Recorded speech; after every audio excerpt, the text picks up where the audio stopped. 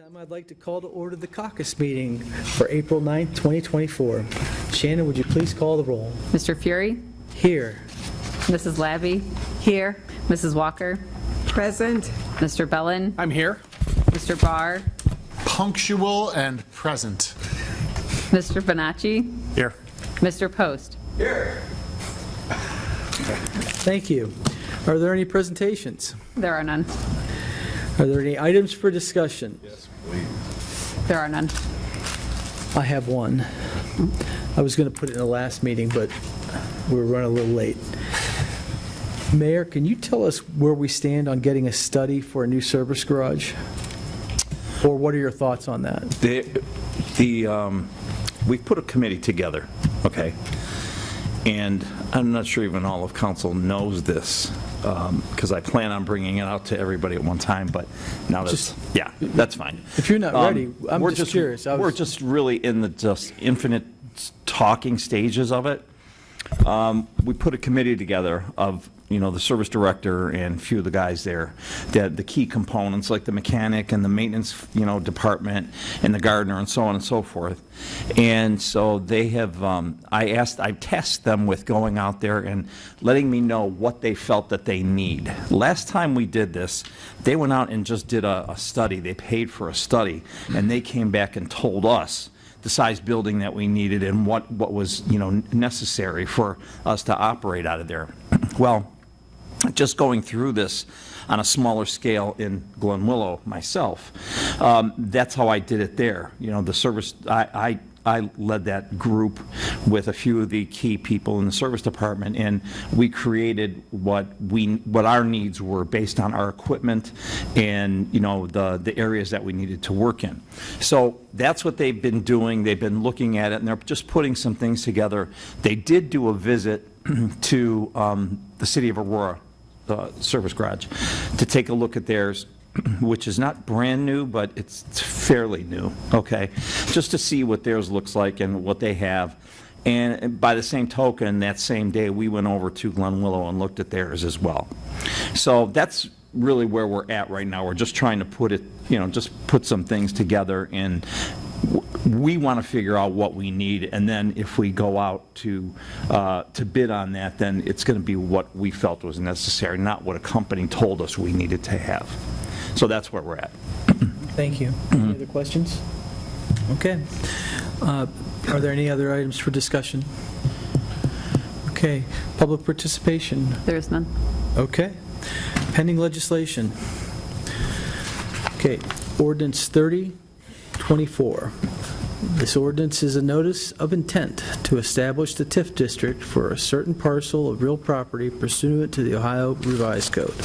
This includes setting up individual funds for deposit of service payments and specifying the purpose for which such payments may be expended. This district is in the Independence Parkway 1 with Craft Pack. This will be on its third and final reading tonight, and we're going to suspend the 3 reading rule and pass it on an emergency if possible. So, does anybody have any questions regarding this TIF? Okay. Ordinance 31, 2024. Basically, it's the identical agreement, or a very similar agreement for the South Parkway 1, which is with Rittenhour. Again, it's going to be on its third and final reading. It's on its third reading tonight. And even though we're having 3 readings, we're going to put it, suspend the 3 reading rule and put it on emergency so it can be in effect immediately. Again, Rebecca's here if there's any questions on the TIFs, but these TIFs do not affect the schools whatsoever. Do we need to suspend the 3 reading rules if we've read it 3 times? Yes, because the difference is if we suspend the 3 reading rules, it goes into effect immediately versus waiting 30 days. It's written as an emergency. It's written as an emergency. So we'll just read it, we'll just do it as an emergency, right? We're not going to actually suspend the 3 reading rules. You don't need to suspend the 3 reading rules. We're just going to do it as an emergency so it can go through right away. Because there's no reason to suspend the 3 reading rule if we've already read it 3 times. That's right? correct. Fair enough. Okay. Sorry. And is it fair to say we don't even need to vote on the emergency since it's written that way? That's correct. So you Thank you. vote to adopt it as an emergency. As- It's presented as an emergency. Right. The key with that is that you have to have the higher vote for the emergency clause to operate upon vote. If it doesn't pass, so say it just passes with simple majority, it just passes as a regular measure. Right, you need 5. Thank you, sir. Okay. Ordinance 36, 2024. This is basically the CRA agreements which we've reviewed in the, with the finance director and the school system. And these are the ones that we're just moving forward with. CRAs are a discount in property tax up to a certain figure for additional payroll and a number of employees. So Amazon, Omega, O'Reilly, Sifron, Vistar, Western Reserve, they're all in compliance, and that's why they're grouped in one.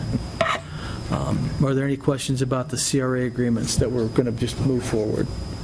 All right, so 3724 is the top agreements. The top agreements, you talk about retaining, moving into a Twinsburg occupancy place, and we give you a discount on your payroll.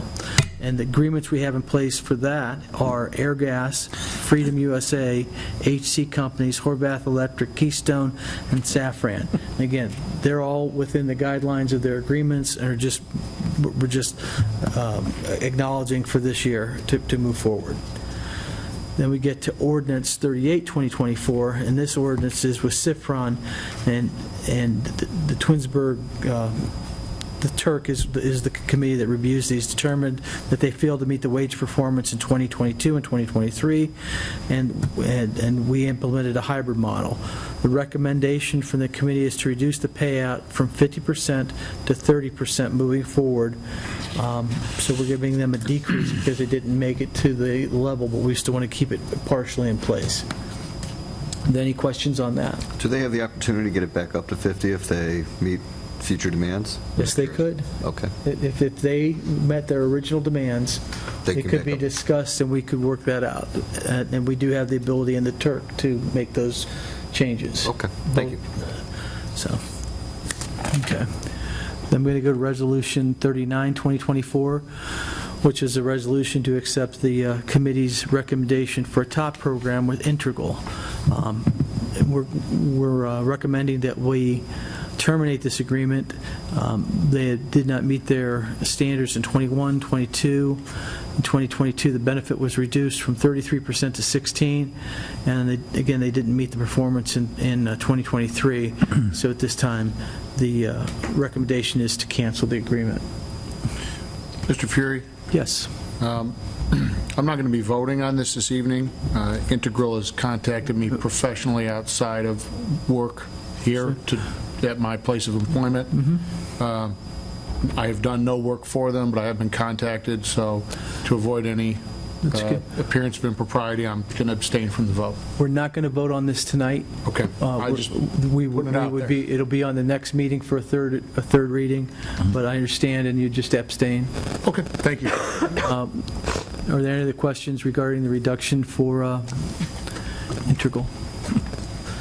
Resolution 4024. The resolution is to transfer the top agreement from Horvath Electric to Tonson Electric, which acquired them in the middle of this agreement.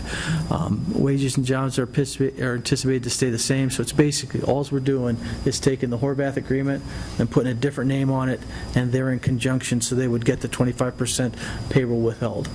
And that would be on its second reading tonight, so we wouldn't take action on this till the next meeting.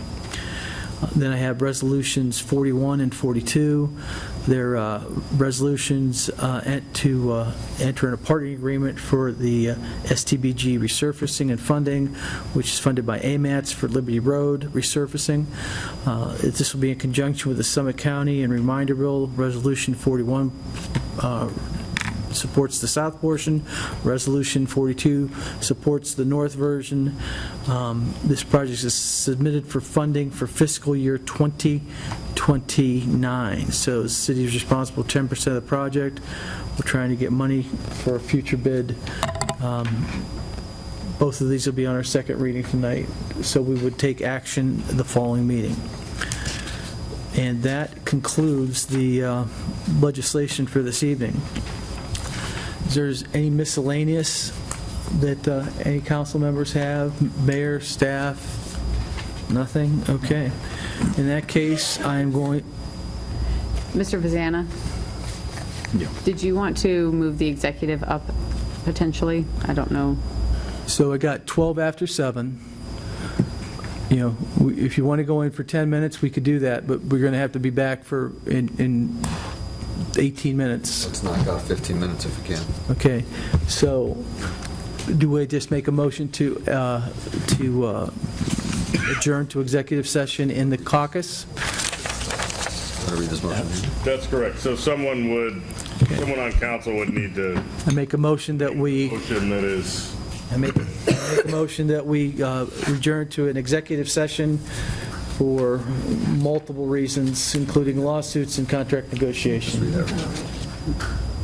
no, if you go to page 3, Mr. We Fury. got it, we got To it. enter into an executive session to consider confidential information related to the marketing plan, specific business strategies, trade secrets, and applicant for economic development assistance, and consider negotiations with another political subdivision respecting requests for economic development assistance whereby the information is directly related to the requests for economic development assistance to be provided